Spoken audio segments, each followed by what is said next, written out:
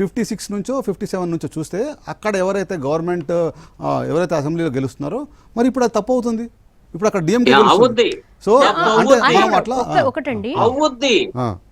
ఒక నిమిషం రామ్మోహన్ గారు, ఒక్క నిమిషం. 1957 నుంచి కంటిన్యూస్ గా 5 decades అంటే మనం హ్యూమన్ క్యారెక్టర్ బిహేవియర్ చెప్పలేం. మన తెలుగు రాష్ట్రాల్లో సమాజం మారిపోతున్నాయి. మన old thinking, old approach will not work. That is what I am saying sir. నేను కూడా అదే చెప్తున్నా. మీరు అదే that is what I am saying. Old approach with new techniques, new thinking and say political science is a science. Science is what which you can prove. మనం దేనైతే prove చేయగలం అదే science. మనం ఈ డాటా తీసుకుని ఎంత ప్రూవ్ చేయాలి? మీరు అంటున్నారు సార్ 1 lakh ఉన్నారు, 1 lakh మీరు 10,000 10,000 ఎలా 90,000 దగ్గర మీరు తీసుకోలేదు కదా అంటారు. మనం అలా తీసుకుంటే ఎలక్షన్ చేశారు. 90,000 అక్కర్లేదు. Out of 1 lakh people with 5,000 people I can tell how many votes, how many seats with their constituency, how many votes a party can win or lose. Properly తీసుకోవాలి. You have to cover all the sections of the society. అప్పుడు మనం ప్రజలు ఎప్పుడు అబద్ధం చెప్పరు. మనం అనుకుంటాం మన ముందు ఒక మాట చెప్పేది వెళ్ళి వేరే వాడికి వేస్తాడు, అలా ఉండదు. మనకి ఏం చెప్పాడో అవన్నీ ఎందుకులేండి, అవన్నీ మా సీక్రెట్లు కానీ ఇంకేమైనా చెప్పలేము, అడగని చెప్తాను, లేదంటే క్లోజ్ చేస్తాను. ఒక్క నిమిషం అండి, ఒక్క నిమిషం లైన్ లో ఉండండి. శ్రీనివాస్ గారు, మన ఇండియన్ ఎలక్షన్ సినారియోలో స్పెషల్లీ సౌత్ విషయానికి వచ్చేసరికి రీజనల్ పార్టీస్ హవా ఎక్కువ ఉంటుంది. సో రీజనల్ పార్టీస్లో కూడా స్పెషల్లీ ఆంధ్రప్రదేశ్ అండ్ తెలంగాణ, ఆంధ్రప్రదేశ్లో కులాల ప్రాతిపదికన ఓట్లు వేసే ఇది ఉంది. అందులో కొన్ని సామాజిక వర్గాలు ఉంటాయి, మత్స్యకార వాళ్ళు ప్రామిస్ తీసుకుంటారు ఓటు వేయాలని. ఇలాంటి వాళ్ళు ప్రామిస్ తీసుకోను, డబ్బులు తీసుకోను, లేకపోతే మా కులం అనుకుని వేసిన వాళ్ళు, లేకపోతే అక్కడ సంబంధించిన లోకల్ ఇష్యూస్ని బేస్ చేసుకున్న వాళ్ళు ఎలా చెప్తారు నిజం? ఇన్ఫాక్ట్ నేను రామ్మోహన్ గారితో ఏకీవించాను. అంటే ఒక్క నిమిషం sir, let me complete. Rammohan గారి రీసెర్చ్లో probably he may be proving out, but I don't accept. ఎందుకంటే ఇప్పుడు ఇండియన్ ఎలక్షన్ మొత్తం కూడా rather than caste religion polarisation జరుగుతుంది. రిలీజియన్ అండ్ రీజియన్ పోలరైజేషన్ జరుగుతుంది. ఇప్పుడు బెంగాల్ ఎగ్జాంపుల్ తీసుకున్నాం. బెంగాల్ ఎగ్జాంపుల్ తీసుకుంటే బెంగాల్లో one of the major factor TMC తీసుకుంది ఏంటంటే ఎక్కడి నుంచో బయట నుంచి వచ్చారు, బెంగాల్ నుంచి వచ్చారు, వాళ్ళు వచ్చి ఇక్కడ నుంచి చేస్తున్నారని చాలా పెద్ద ఎత్తున వాళ్ళు చేశారు. ఇంకొకటి అక్కడ ఫిష్ తింటే బీజేపీ వస్తే మాది వెజిటేరియన్, బీజేపీ వెజిటేరియన్ పార్టీ, ఇక్కడ ఫిష్ ఈజ్ ఇష్యూ అని చెప్పి, అంటే మల్టిపుల్ ఫ్యాక్టర్స్. అట్లా ఇప్పుడు ఏమవుతుందంటే ఇక్కడ ప్రజలు కూడా ఎప్పుడు కూడా ప్రజల దగ్గరికి వెళ్తే అబ్జర్వ్ చేస్తున్నారండి. ప్రజలు is becoming very very intelligent. మీరు చూసారు కదా ఎలక్షన్లో. మన తెలంగాణ తీసుకోండి, ఎగ్జాంపుల్ తీసుకోండి. 2019 ఎలక్షన్లో 18 ఎలక్షన్లో చూడండి, 19 ఎలక్షన్లో చూడండి. 18 ఎలక్షన్లో టీఆర్ఎస్ పార్టీకి 88 సీట్లు ఇచ్చారు. జస్ట్ 3 నెలల తర్వాత జరిగినటువంటి 2000 లోక్సభ ఎలక్షన్లో ఏమైంది మరి? సారు కారు 16 అని చెప్పి అన్నారు. 9 క్రికెట్ అయిందా? అక్కడ బీజేపీ గెయిన్ అయింది కదా. ఏ కాన్స్టిట్యున్సీలో అయితే 30-40 వేలు డౌన్ డెఫిసిట్ ఉన్నారో అక్కడ 40-50 లీడ్లోకి వచ్చారు. అంటే ఓట్ స్వింగ్ అవుతుంది. సో ప్రజల థాట్ ప్రాసెస్, ప్రజల స్వింగ్ విధానం డెఫినెట్గా ఇందాక రామ్మోహన్ గారు చెప్పినట్టు 10,000 తీసుకొని చెప్పలేమంటే నేను చెప్పేది లాజికల్గా. నేనేం చెప్తున్నానంటే సార్, ఇప్పుడు ఎవరికైనా రాజకీయంగా కొత్త అవగాహన పెరిగిపోయింది. ఇప్పుడు if you go to society నార్మల్గా వెళ్తే క్రికెట్ గురించి, పాలిటిక్స్ గురించి చాలా ఎక్కువ మాట్లాడతారు. తమిళనాడుకు పోతే సినిమాల గురించి కూడా మాట్లాడతారు. సో అట్లా మీరు ఒక దగ్గర ఉంటే, హైదరాబాద్లో ఉందండి, మీరు ఇక్కడ కూర్చొని కూడా మీరు ఒక వెదర్ని అంచనా వేయగలుగుతారు. ఎందుకంటే మీరు ఒక 10 మందితో 20 మందితో మాట్లాడతారు. వాళ్ళు చెప్తుంటారు వాళ్ళ విధానం ఏ పార్టీ గెలవబోతుంది. ఫర్ ఎగ్జాంపుల్ బై ఎలక్షన్ తీసుకోండి, మన జూబ్లీ హిల్స్ బై ఎలక్షన్ తీసుకోండి, తెలిసిపోతుంది కదా. పొలిటికల్ వెదర్ స్టడీ అంటాం మనం. సో దానికి మనం ఏమి డీప్ రీసెర్చ్ 1,00,000 మందితో మాట్లాడక్కర్లేదు. If you talk to the few people you will understand ఏముందిరా అని. నిజంగానే అక్కడ ఉన్న అంశాలు ప్రభుత్వానికి వ్యతిరేకంగా ఉన్నాయనుకోండి, ఓడిపోతుందని చెప్తాం కదా. దట్ ఈస్ హౌ ద లాజికల్గా అట్లా జరుగుతుంది. అంతేకాని నేనేం చెప్తున్నా అంటే, ఒక్క నిమిషం రామ్మోహన్ గారు, నేను ఫినిష్ చేసినాక మీరు చెప్పండి. రామ్మోహన్ గారు, ఇప్పుడు నేనేమంటానంటే యాక్చువల్గా మనం ఒక పర్టికులర్ కాన్స్టిట్యున్సీ తీసుకొని దాంట్లోకి వెళ్ళి డీప్ రీసెర్చ్ చేసి ఇది ఇక్కడ గెలుస్తుందని చెప్పి చెప్పొచ్చు, కాదనట్లేదు. కానీ there are multiple ways, multiple factors. నేను ఇందాక చెప్పినట్టు పొలిటికల్ వెదర్ స్టడీ చేస్తాం. మన దగ్గర చూడండి, యాక్చువల్గా మీరు తెలుగు రాష్ట్రాల్లో చూడండి, 2019 ఎలక్షన్ తీసుకోండి, మన ఏపీ ఎలక్షన్ తీసుకోండి. మరి ఎవరన్నా ఎక్స్పెక్ట్ చేశారా జగన్ గారికి అంత స్వీప్ అవుద్దని? లేదు, ఎవరు ఎక్స్పెక్ట్ చేయలేదు కదా. వాళ్ళు రీసెర్చ్ చేసుకున్న వాళ్ళు ఎక్స్పెక్ట్ చేసుకున్నారు వాళ్ళ పార్టీలో 150 వస్తాయని. మరి అయిపోయినాక వైఎస్ఆర్ పార్టీ, జగన్ గారి పార్టీ అంత ఓడిపోద్దని ఎవరైనా అనుకున్నారా? అన్ని సార్ అట్లా అనుకున్నారు. Number I'm talking about number. Number అంటే డెఫినెట్గా మొమెంటం వచ్చినట్టు అర్థమైంది, కానీ నెంబర్ మాత్రం ఎవరు అనుకోలేదు. 11కి వస్తుందని అనుకోలేదు sir. There is a plus and minus, కానీ మీరు అనుకోలేదు. అంటే ఓట్ పర్సెంటేజ్, ఎందుకంటే మీరు చూడండి నెంబర్ గేమ్ కాకుండా అక్కడ పవన్ కళ్యాణ్ గారి ఫ్యాక్టర్ యాడ్ కాకపోతే 40% వచ్చిన ఓటు వచ్చింది కదండి. ఎంత పర్సెంటేజ్? మీరు చూస్తే ఇక్కడ కూడా మీరు చూస్తే తెలంగాణ ఎలక్షన్లో కూడా what is the difference between మన టీఆర్ఎస్ పార్టీకి కాంగ్రెస్ పార్టీకి ఎంత డిఫరెన్స్ వచ్చింది? చాలా కాన్స్టిట్యున్సీలో మేము అనుకున్నాం యాక్చువల్ మా రీసెర్చ్లో మేము అనుకున్నది ఏంటంటే it will be hung state అనుకున్నాం ఇక్కడ ఏది తెలంగాణలో. దాదాపు 6,000 ఓట్లు, అంటే 6,000 ఓట్ల లెస్ దెన్ 6,000 ఓట్లతో దాదాపు 10-12 కాన్స్టిట్యున్సీలో వాళ్ళు కాంగ్రెస్ పార్టీ గెలిచిందండి. సో అట్లా మనం ఎవరు కూడా ఎగ్జాక్ట్లీ మేము అనుకున్నాం చేశారంటే their research maybe they are proving in. వాళ్ళు ఇందాక చెప్పినట్టు తమిళనాడులో మేము కరెక్ట్ కాలేదండి, మేము బెంగాల్లో కరెక్ట్ అయ్యామంటే ప్రాబ్లీ. సో ఎప్పుడు కూడా పీపుల్ పర్సన్ పట్టుకోవడం అనేది చాలా డిఫికల్ట్ టాస్క్. అది ఎవరైనా పట్టుకుంటే it's a guess work only. అరే ఎనాలజీ అంటే కొంతవరకు ఇప్పుడు మనం క్రికెట్ మ్యాచ్ ఆడుతున్నాం అండి, పాకిస్తాన్ ఇండియా ఆడతాయి. ఎవరు చెప్తారు పాకిస్తాన్ వాళ్ళందరూ పాకిస్తాన్ గెలుస్తుంది అంటారు, ఇండియా వాళ్ళందరూ ఇండియా గెలుస్తుంది అంటారు. ఎందుకంటారు? ఎక్స్పెక్టేషన్.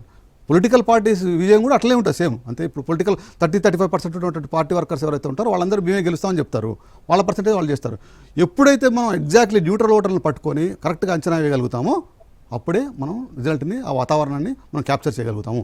అందుకే ఈ ఎలక్షన్లో చాలామంది తమిళనాడులో ఫెయిల్ అయ్యారు. తమిళనాడులో ఇంకొక అంటే వెరీ ఇంపార్టెంట్ ఫ్యాక్టర్ ఏంటంటే అందరూ అనుకున్నారు అక్కడ డిఎంకే ఈజీగా వస్తుందని చెప్పి. మీరు చూస్తే తమిళనాడులో మొత్తం యాక్చువల్గా 4,88,00,000 మంది ఓటు వేశారండి. అంటే అక్కడ ఉన్నటువంటి 5.73 crores దాంట్లో 2.5 CR ఉమెన్ ఉన్నారు, తర్వాత 2.35 CR మెన్ ఉన్నారు. అంటే 17 లక్షల మంది 17.52 lakh ఉమెన్ ఓటర్స్ ఎక్కువ ఓటేశారు అక్కడ. అండ్ అక్కడ ఇంకొక ఫ్యాక్టర్ ఏంటంటే ఉన్న ఓటింగ్ పర్సంటేజ్ మొత్తంలో కూడా 40% ఓటర్లు, అంటే 100 ఓట్లు తీసుకుంటే 40% ఓట్లు లెస్ దాన్ 40 years ఏజ్ వాళ్ళు ఉన్నారు. అంటే అక్కడ ఉమెన్ ఓటర్ ఇన్ఫ్లుయెన్స్ ఉంది, జెన్జీ ఓటర్ అన్నాం అది ఉంది, యూత్ ఉంది. మార్పు కోరుకున్నారు అక్కడ. అందుకనే ఇప్పుడు everybody knows it's a Vijay is X factor అని చెప్పి అనుకున్నాం అక్కడ. అందరం అనుకున్నాం. కానీ విజయ్కి ఎంత ఓట్ పర్సెంటేజ్ వస్తుందని చెప్పి ఎవరు ఎక్స్పెక్ట్ చేయలేదు. ఇంకొక ఇంపార్టెంట్ రిసర్చ్ పాయింట్ ఇక్కడ మెయిన్ గా కూడా విజయ్ వెల్ఫేర్ స్కీమ్స్ కూడా బంగారం ఇస్తామనడం, పట్టు చీరలు, అంటే సహజంగానే ఆడవాళ్ళు ర్యాలీ అయిపోతుంది. ఇప్పుడు మన దగ్గర మీరు ఇక్కడ చెప్పాం కదా, మన తెలంగాణలో తీసుకోండి వెల్ఫేర్ స్కీమ్స్ వాళ్ళు 6 గ్యారంటీలు ఏవైతే ఉన్నాయో డెఫినెట్గా ప్లే అయింది కదా, అయింది కదండి. ఇప్పుడు రైతు రుణ మాఫీ అన్నారు, కాంగ్రెస్ గవర్నమెంట్ చెప్పింది మేము ఇట్లా చేస్తాం అట్లా చేస్తాం, అది కాదని చెప్పారు. ఫ్రీ బస్ పథకం, అట్లా వెల్ఫేర్ స్కీమ్స్ డెఫినెట్గా ప్లేస్ ఏ పార్ట్. మనం చెప్పలేము.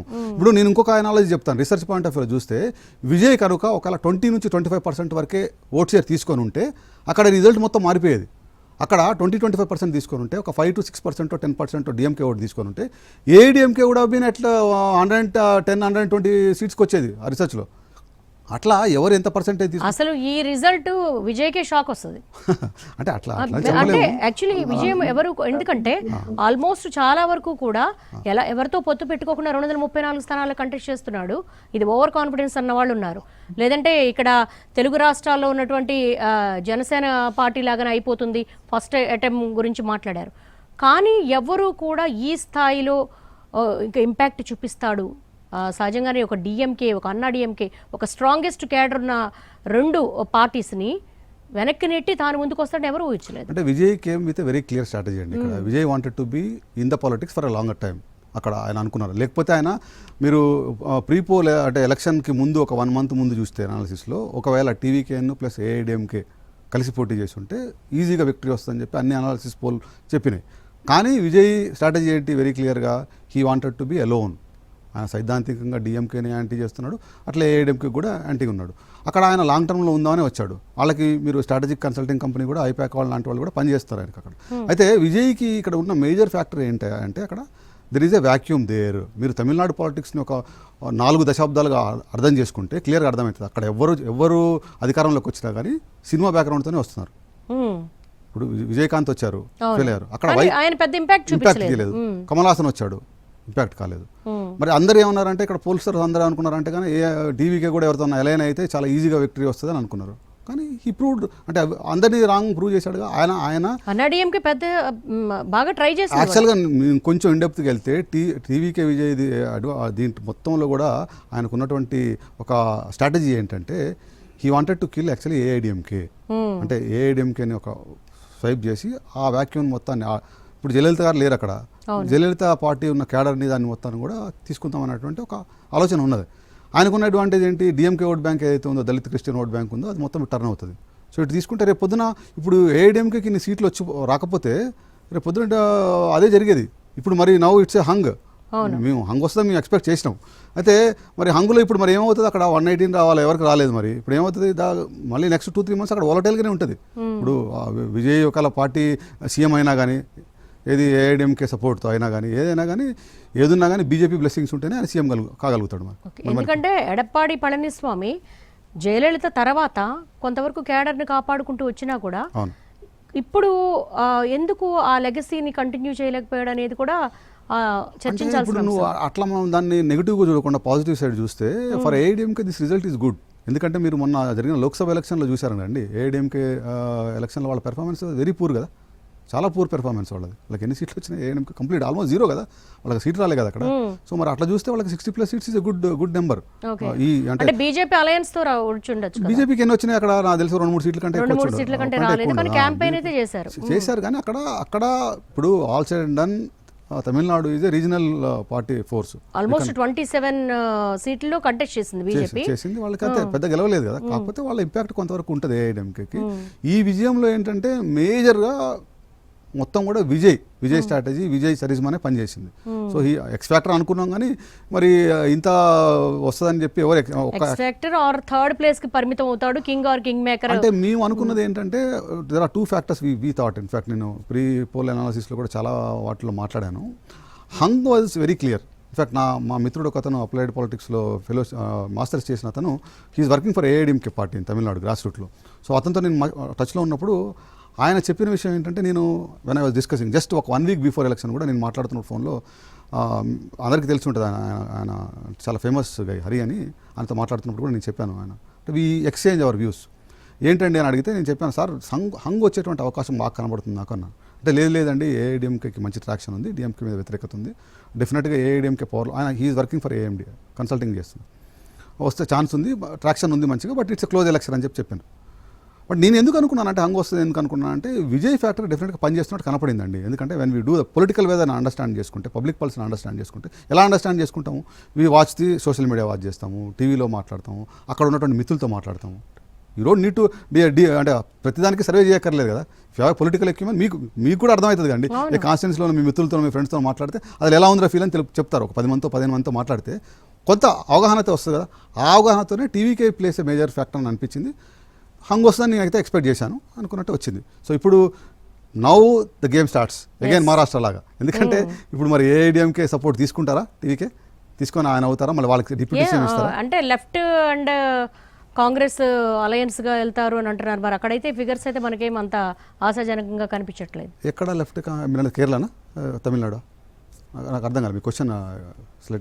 యాక్చువల్లీ అక్కడ తమిళనాడులో కాంగ్రెస్ తో ఏమైనా కొంతవరకు అలయన్స్ అయ్యే అవకాశం ఉందా? కాంగ్రెస్ కూడా పర్ఫామ్ చేయలేదు. ఇప్పుడు కాంగ్రెస్ బాగా చేస్తుంటే డిఎంకేకి అక్కడ సీట్లు వచ్చాయి కదా, ఏం లేదు కదా. వాళ్ళకి అక్కడ లీడర్షిప్ వ్యాక్యూమ్ ఉంది, కాంగ్రెస్ కూడా అక్కడ లీడర్షిప్ వ్యాక్యూమ్ ఉంది. అయితే వాస్తవంగా అయితే మనం చూస్తే డిఎంకేకి నిజంగా అంత యాంటీ ఇన్కంబెన్సీ లేదు వాస్తవంగా. ఎందుకంటే ఇక్కడ అతను 5,000 రూపాయలు ఎలక్షన్ ముందు ఇచ్చాడు, తర్వాత he established as a strong leader. మళ్ళీ ఇంకోటి తమిళనాడు హిస్టరీ ఎలక్షన్ మొత్తం చూస్తే ఎప్పుడు కూడా కరుణానిధి కానీ ఎవరు కూడా, ఒక జయలలిత ఒక్కసారి రిపీట్ చేసింది కానీ ఎవరు కూడా మళ్ళీ ఎమ్మటే నెక్స్ట్ గవర్నమెంట్ రాలేదు. సో మరి ఇప్పుడు ఈసారి అందరూ వస్తారు, ఆయన రికార్డులు బదలు కొడతారని చెప్పి అనుకున్నారు. మరి అనూహ్యంగా కొత్త లీడర్ వచ్చాడు, ఎమర్జ్ అయ్యాడు, people wanted change and people give a mandate to Vijay.